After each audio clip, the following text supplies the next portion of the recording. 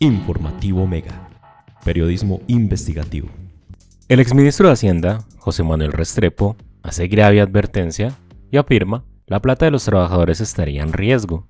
El ahora rector de la Universidad EIA explica en Semana, uno de los diarios nacionales, lo que implica que el Banco de la República asegure que no puede administrar el llamado Fondo de Ahorros que propone la reforma pensional del gobierno de Gustavo Petro.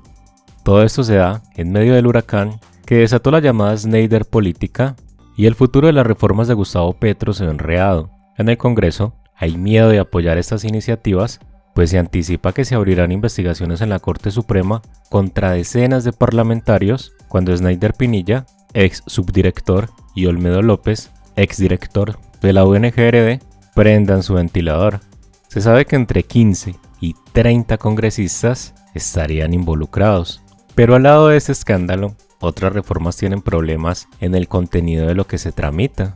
Por ejemplo, el gerente del Banco de la República, Leonardo Villar, aseguró que uno de los ejes de la pensional no cuenta con el respaldo de ese organismo. La reforma propone que sean ellos quienes administren una bolsa enorme de dinero de esas mesadas, pero jurídicamente la entidad no tiene la competencia para hacerlo. Villar se refirió a esta propuesta que se aprobó en segundo debate de la reforma pensional y que pondría que sea el Banco de la República el que administre el fondo del ahorro del pilar contributivo, en el cual se guardaría una parte del aporte mensual de los actuales cotizantes, para así poder pagar la mesada de los pensionados del futuro. Afirmó en su momento, el proyecto plantea que se conforme un ahorro nacional que se contabilice separadamente y da la posibilidad de que se entregue al Banco de la República para que lo administre, y eso se tendría que realizar con mucho cuidado, en concordancia con las funciones constitucionales del banco, sirviendo como agente fiscal del gobierno. También le dijo a Semana. Villar dijo que la entidad prepara una comunicación con respecto a su propósito frente al manejo de los recursos del nuevo fondo de ahorro pensional, el cual requerirá un aval explícito del Congreso y que definitivamente debe pasar por el principio de que la responsabilidad del emisor es solo como administrador, no sobre las pensiones futuras ni sobre las cotizaciones. El gerente volvió a tocar el tema en una entrevista en el diario El Tiempo. Lo que podría adelantar es que para que sea viable que el banco administre un fondo de ahorro como el que se genera de la reforma pensional, se necesita que ello se haga en el marco de su función constitucional como agente fiscal del gobierno. Ello, a su vez, requiere que la propuesta sea avalada explícitamente por el gobierno, le dijo al diario Nacional. El banco no puede tener responsabilidad alguna sobre las mesadas de pensiones futuras, como se insinúa en algunos apartes del proyecto de ley aprobado por el Senado. En un sistema pensional de prima media, como el que maneja Colpensiones, la responsabilidad de las pensiones futuras es íntegramente de esa entidad y del gobierno nacional.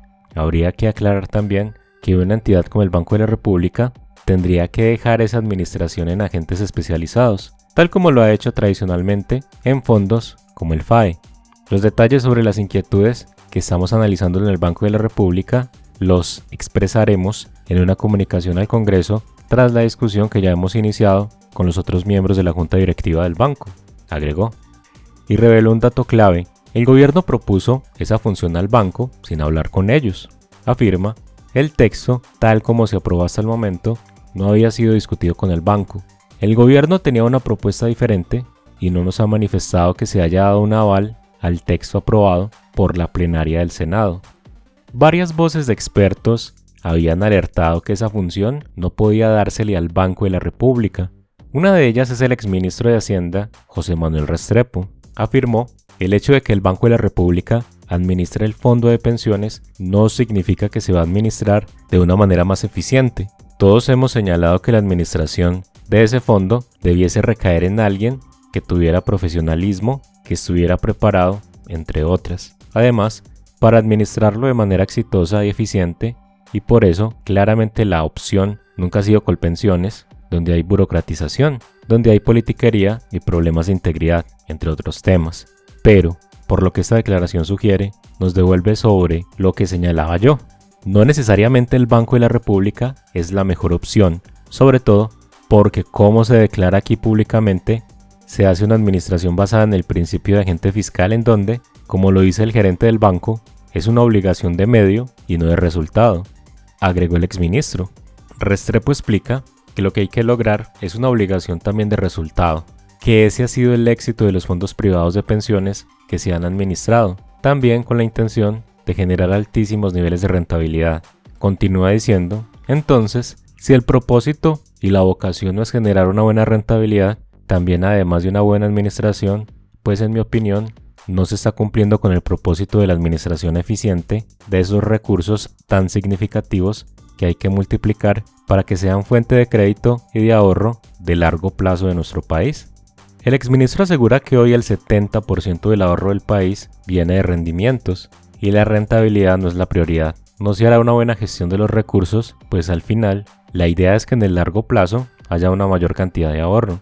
En una reciente entrevista también realizada por Semana, Restrepo había hecho un análisis profundo sobre lo pensional. Afirma, creo que Colombia necesita esa reforma porque hay que corregir temas como, por ejemplo, la competencia malsana entre el régimen de ahorro individual y el de prima media. Se necesita un esfuerzo para atender más adultos mayores. Hay que avanzar en que la reforma pensional pueda enfrentar ese modelo que existe en donde los pobres terminan subsidiando a los ricos. Pero mi punto es que la forma, como está hoy diseñada, tiene unas preocupaciones de fondo. Otra de las preocupaciones que había expresado es el enorme impacto que esta tendría sobre los colombianos más jóvenes, a quien él llamó los, entre comillas, paganinis. Agregó que, como está diseñada, no es sostenible a largo plazo, y explicó que se requeriría otra reforma modificando parámetros. Afirma, simplificaría que los jóvenes terminan aportando una porción mayor de su ingreso a las pensiones y el cálculo sería que ese aporte sube del 16% al 37%.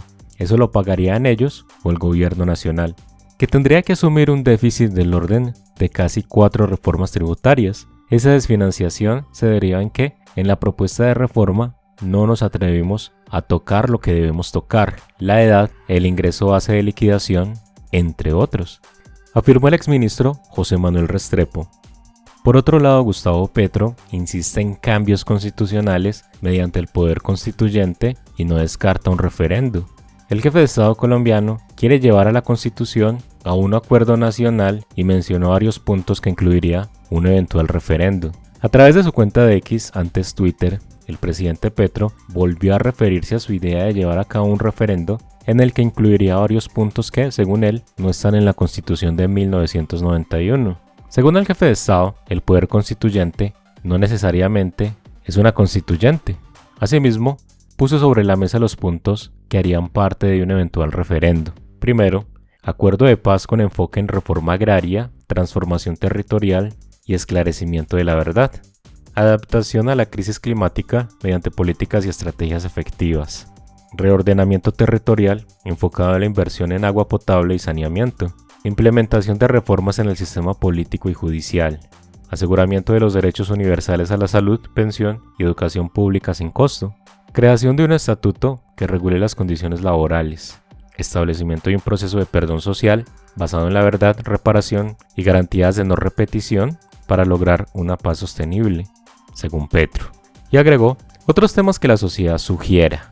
También dijo que el poder constituyente es permitir que la sociedad se exprese y decida ella misma a través de asamblea constituyente constitucional o referendo constituyente, etc. Finalizó expresando que las fuerzas políticas y sociales pueden y deben participar en las decisiones de estos puntos. Por otro lado, el actual director de la UNGRD, Carlos Carrillo, lanza el grito en el cielo por irregularidades en contratos de la anterior gestión y afirma: yo no voy a confiar. Carrillo explicó un acuerdo financiero que supuestamente se negoció en los últimos días de la dirección de Olmedo López, lo que suscitó su inquietud acerca de la transparencia de los contratistas involucrados. Carlos Carrillo, director de la Unidad Nacional de Gestión del Riesgo de Desastres, UNGRD, expuso una serie de irregularidades y controversias en torno a los contratos suscritos durante la administración anterior, liderada por Olmedo López. Estas revelaciones arrojaron luz sobre posibles actos de corrupción y cuestionan la idoneidad de ciertos contratistas vinculados al pasado régimen. En una entrevista a Noticias RCN, Carrillo expuso detalles sobre un contrato de considerable magnitud que habría sido gestionado en los últimos días de la gestión de López en la UNGRD. Según sus declaraciones, el 29 de febrero, fecha marcada por la salida de Olmedo López de la entidad, se intentó formalizar un contrato millonario con una firma de abogados. Solicitó la terminación anticipada de varios contratos celebrados bajo la administración anterior, argumentando la falta de confianza de los contratistas asociados con Olmedo López. Concluyó. ¿Pero ustedes qué opinan de estas declaraciones? Recuerden que nos apoyan mucho dándole me gusta a este video, está la sección de comentarios donde abiertamente pueden expresar su opinión, compartiendo, activando la campanita de notificaciones y suscribiéndose en este canal para que no se pierdan detalle de los videos que subimos todos los días.